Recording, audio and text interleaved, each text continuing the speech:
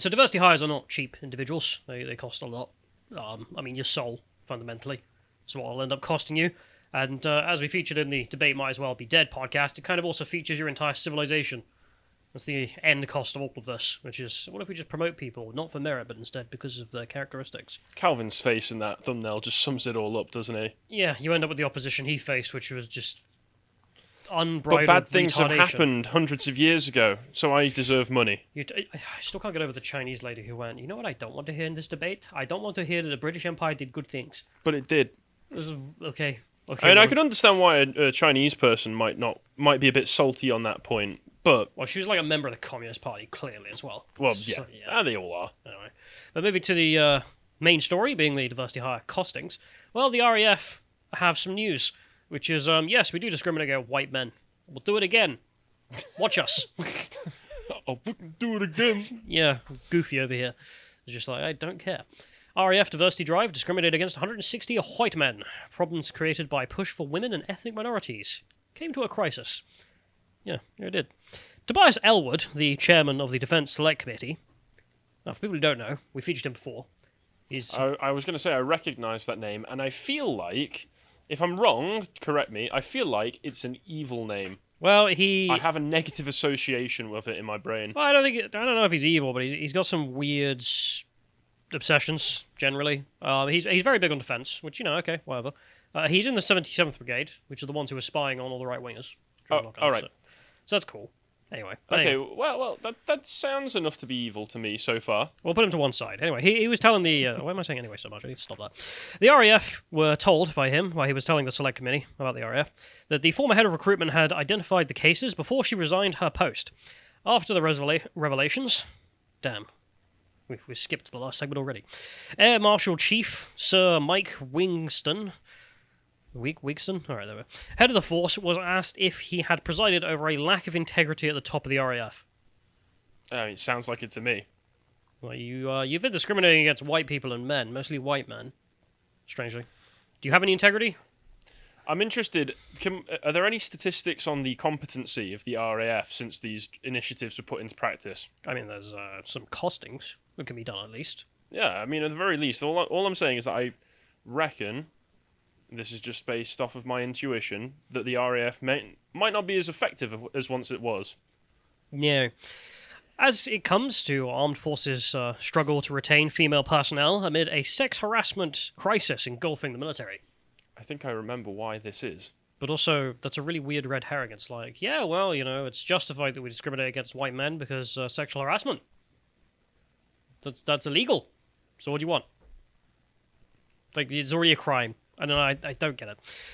Whilst working on the diversity scheme, which began in November 2020 and ran until March 2021, Mr. Elwood said Group Captain Nicole had identified that around 160 cases of positive discrimination had taken place. So, positive discrimination is always a funny term to me. Sorry, so racial and discrimination with smile. Yeah, the good kind, for good people. Quote, she ended up having to resign, not wishing to go through with this policy, he added. This is actually quite nice, because this story does show us that if you do oppose this sort of thing, everything will be fine. Well, yeah, at least she decided to get out of there. Yeah, but not only was it the moral thing for her to do, and a lot of other people facing this in industry, the right thing to do is to go, no, I'm leaving, if this is what you're about. She came out of this, resigned, and I believe has got her position back, and the whole thing was made a scandal, because thankfully, at least for now, openly discriminating illegally against white men is still a crime, and something that's worth making a fuss about for at least 5 MPs and their mums. It was the first time the scale of alleged problems caused by RAF recruitment policy had been revealed. Mr. Elwood spoke in expiration as he told MPs that prioritising ethnic minority and female pilots over better qualified white pilots in order to improve the force's diversity profile could materially impact the RAF operational performance. Just a hunch. Just a hunch. If we're getting rid of the more qualified people in favour of the less qualified people who have a different set of genitals, this might not be great. Can she fly a plane? No, but she is a woman.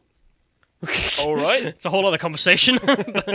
I just love how the most basic of obvious things. It's funny when this is, some gaming company that's done this to themselves, and you're like, okay, idiots.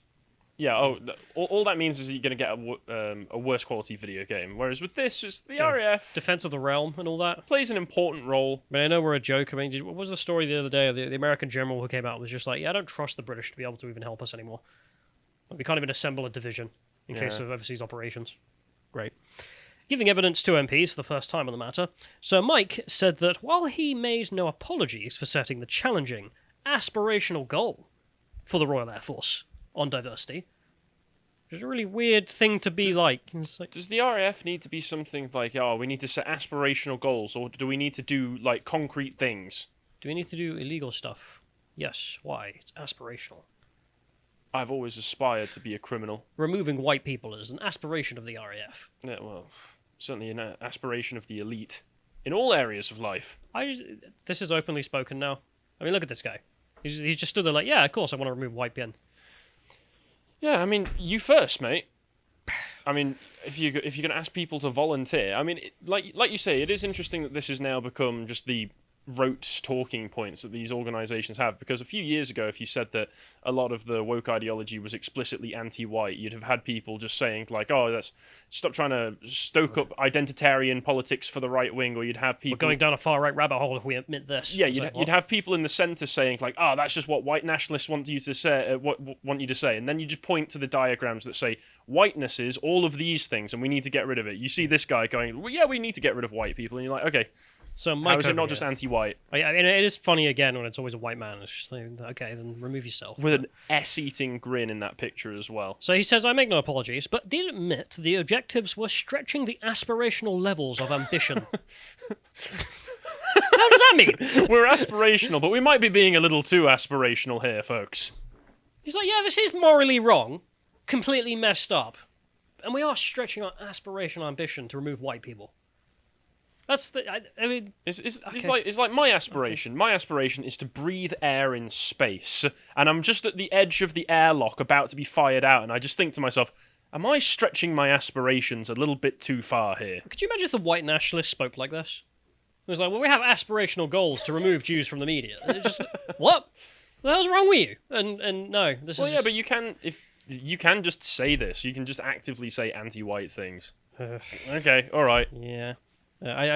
He still has his job somehow. I mean, after that statement alone, never mind the illegal activity he was involved in within the RAF, he said that once the stretching target had trickled down to the individual recruiting officer, it became an unattainable target that put an intolerable stress on them. But I don't apologise. So not only was it wrong, not only was it illegal, not only was it messed up, it also, messed with my recruiting colleagues. But I don't apologise. What he's actually just complaining about there, the only reason they've dropped it off is because it's like teenage girl talk. It was I was far too stressed out. I was traumatising myself from the emotional labour that I was putting myself through. I'm just so tired. That's how I read that. However, he denied that any discrimination had taken place. Well, you called it positive discrimination, so...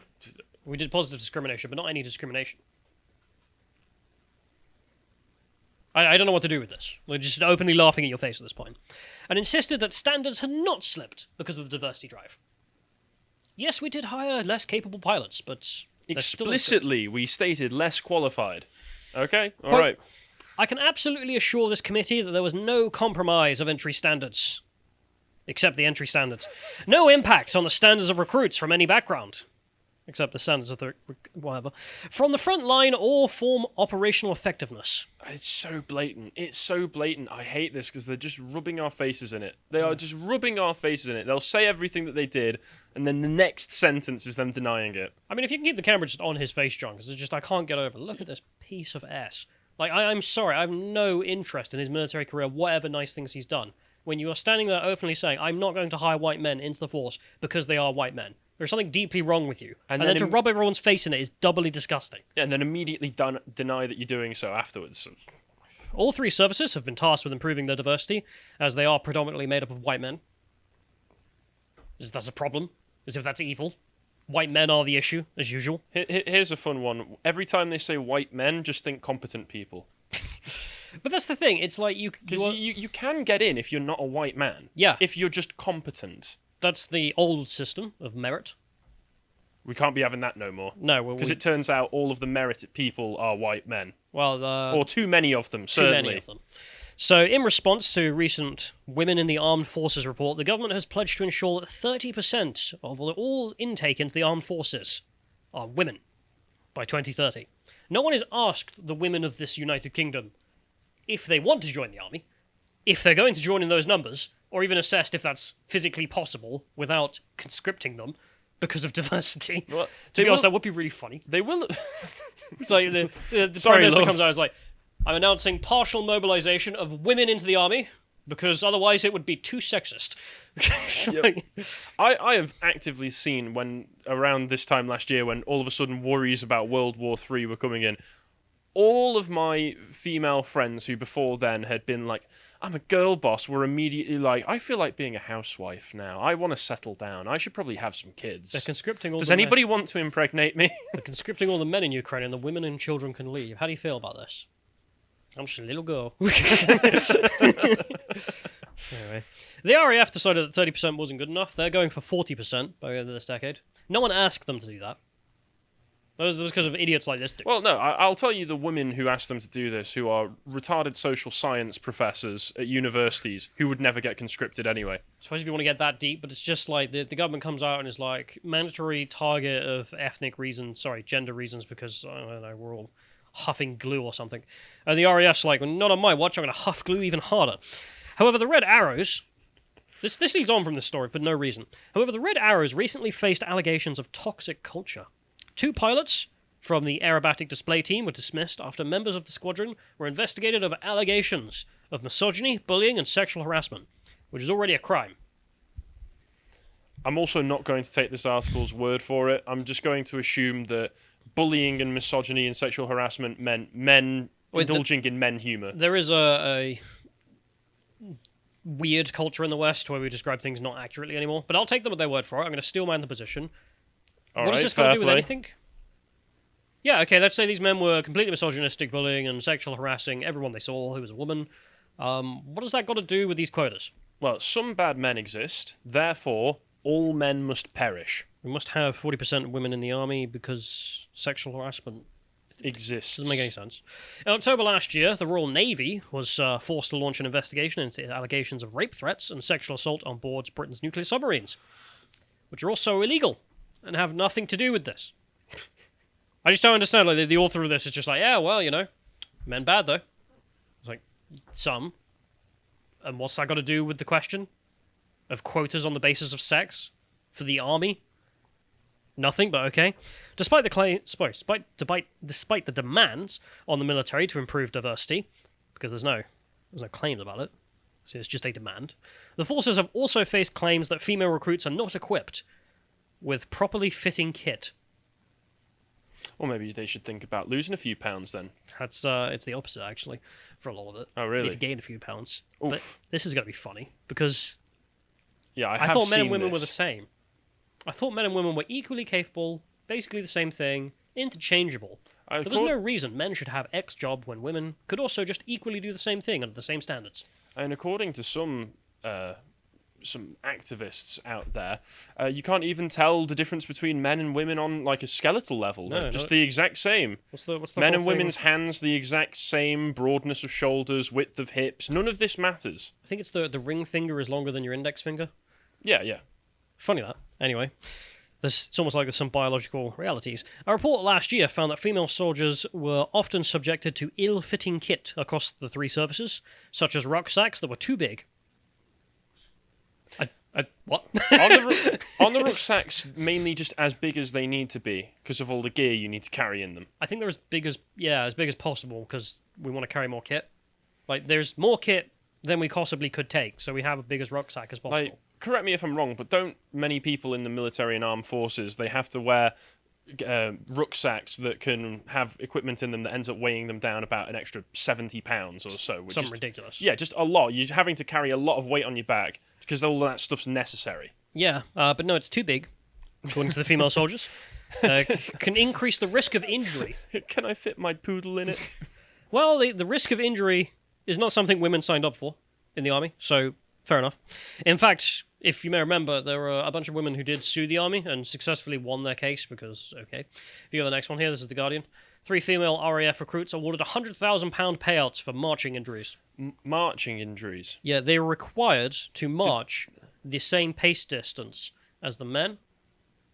And did they realise at this point that sadly women's legs tend to be shorter than men's legs? Yeah, all of a sudden, the idea that men and women are interchangeable got thrown out the window when they started suing. When they were like, hang on a minute, I actually can't do the same as the men because I'm not biologically the same. We're not as tall as the men. Therefore, we've got injuries from being required to commit to the same standards as men. Did these women like pull a hamstring or something? Something like that. I can't remember. Because they were having to stretch too much on the steps. I think it was quite serious. Like they had spinal and pelvic injuries or something like that. But the point being that, yes, men, women different. None of this was required to find that out. Everyone should have known this. But instead, we have this retarded ideological position in the West of men, women the same. Women do same thing as men. Oh, wait. Men and women are different, actually. Source. Where's your study for that? But if we go to the Daily Mail, there's worse on this, because this is where we get the costing. RAF chief admits women are currently unable to fly the Air Force's advanced F-35 Lightning fighters because they are not heavy enough to be able to wear the pilot helmets. These helmets are 300 grand each. Wait, the women aren't heavy enough? No, they're not fat enough. So they just put the helmet... Yeah. Like that? Okay. Yeah, pretty much. All right. I mean, have you ever seen these helmets that they wear on these, really advanced fighters? I've seen... I imagine so. I've seen people wearing helmets in fighters. But crazy technology. I mean, there's a reason it costs 325 grand. Oh, I bet. For that. It's nuts stuff. But the story is... Female pilots. Does it go with my eyeliner, though? No, it's not like that. Oh. It's just they're not fat enough. Female Air Force pilots are not currently able to fly the fighter jets that we've purchased because they're not heavy enough. And their feet don't reach the pedals. No. Currently, only pilots posting more than 150 pounds, 10 stone, 10 pounds, or 68 kilograms. I'm just going to use kilograms from now on. God damn it. I am a fan of Imperial, but I'm not doing 3 measurements. When they hit the scales, are cleared to weigh the rigged Generation 3 helmet. The 5-pound headgear has been linked to the United States with a risk of neck injuries to lightweight pilots when ejecting in an emergency. That makes sense. So you've got to be heavier to wear it because otherwise this isn't actually safe for you to wear. You're going to end up getting a neck injury. If you eject, if it weighs your head down too much, you could give yourself whiplash or who knows what could happen. Yeah. Freak accident, you could snap your neck. Minimum standard, you need to be 68 kilograms or we're not letting you fly with this thing. Fair enough. Average weight of a UK woman is 72 kilograms. So that leads a lot of them underneath. Sir Mike, he comes again, does he? Told the Defence Committee that the new lighter version of the helmet, the Generation 3 Light, is also now available. But there were concerns about how much protection it actually gave. Oh. So not only is it inferior for safety reasons, it's also another 300 grand you've got to spend. Because you purchased the fighters, which come with the helmets, they're 300 grand each. And then you realise that all the female pilots you hired, remember the reason as to why, because they're women, not because they were the best candidates available. That is what he explicitly stated in the previous example. We've now also got to spend another 300 grand each on those female pilots to ensure that they can actually fly because most of them are under the safety weight. So that's 300 grand to recruit. Great. Not to mention the operational favours. Kevin Jones, a Labour MP from North Durham, added, "The problem there is that you're reducing your pool down straight away, aren't you? Because if women are lighter, which they generally are, they're not going to be able to ever fly. The only alternative is that you stop them flying or ask them to go put on some weight." Even a Labour MP was able to figure this out. Yeah. To be honest, I don't think it's that much to ask either. Just like, the opposite of fat camp over here. It was just like, you're too skinny. Muffins. Just stuff them. Just stuff them at the recreation halls. But you gotta gain, like, what is that? Like, 10 kilograms or whatever. Sorry. The women, women come up to the canteen, they ask for just, normal sandwich, they ask for some broccoli, and the people are, no, handful cake. 10 pounds? 4 kilograms? Thereabouts? Yeah. It's not that hard to gain. So... No, I mean, I could gain it easy enough. Get eating, love. Anyway. So, this isn't the only way in which we're just endlessly being rinsed for money and civilization. There's also prison guards here, exploited by inmates who become their lovers. Wonder why that happened. Wouldn't it be the other way around? Yeah, so ministers have vowed to stamp out a list of fares between prisoners and staff. because they keep smuggling in drugs. Funny that. The number of workers exposed for inappropriate relationships has increased 30% since 2017 to a more than 40-year high, according to data under a Freedom of Information request. Under the same period, the number of female prison staff rose by 27%. Oh, wow! As part of a diversity drive. Yeah, it's now 42% as part of a diversity drive. There you are. That's almost a 1-for-1 increase. What a coincidence. There are at least some funny absurdities out of this endless cult. Actually, this makes sense. Women love prisoners and serial killers. Prisoners love women. Prisoners love women. More women in the prison. Prisoners love drugs. Just you and me. Just the two. Anyway. But there are some funny examples out of all this. That's just demonstrating the kind of rot. I mean, my point being that every institution you can think of, schooling, pensions, probably, everything you could probably think of, this is going on and endlessly destroying our society at the minute level every goddamn day. But there are some funnies, so I thought we'd end on the funnies. Just for a laugh. Always happy. It's a Friday, we need to end on the funnies. So this Cardiff mural over here, celebrating diversity, has been painted over. Reason why is that the mural aimed to celebrate multiculturalism of Wales has now been painted over and turned into an advert featuring George North of Wales Rugby. I love the pose as well. He's just like, not round here, love. The original was of some woman. If you scroll down to see the original one, and then they painted old Georgie boy. I mean, it's an improvement because that art style is horrible. Art aside, the real funny thing about this is that the My Wales, My Shirt artwork appeared in 2020, and Yusuf Ismail, the co-founder of Unify, said that he was incredibly proud of what the mural had meant to the city. Yusuf said the purpose of the mural was to use football to showcase the history of multiculturalism within Wales, and the artwork was based on a photograph of Nicole Reddy from Cardiff, and is a homage to George Berry, a former footballer who played for Wales in the early 80s. If you scroll down, John, we can take a look at... Wait a minute. I don't really think that's him. No. Mainly because the mural is a she. I mean, we're in very progressive times. Is he still around? Has he revealed any secrets about himself that he knew ever since he was a young boy or girl? You have the headline there, Real People, Real Fans. It's not him. It's just... The only things they've got right is he's black and there's an afro. Yeah. Those are the only two things. They gender-bended him. And even then, they made the afro bigger. Yeah. They could have at least included a bearded woman. Come on. The last one here is just to check out. I also wanted to check in with Sinn Féin. I don't know, just got a bit of a weird one, because someone sent me this, which I find really funny. We've got Sinn Féin here, the Irish Nationalist Party, being like, Black Lives Matter, stand against racism and kneeling there. Long live international solidarity, Black Lives Matter. Finally coming out that the Irish are indeed black.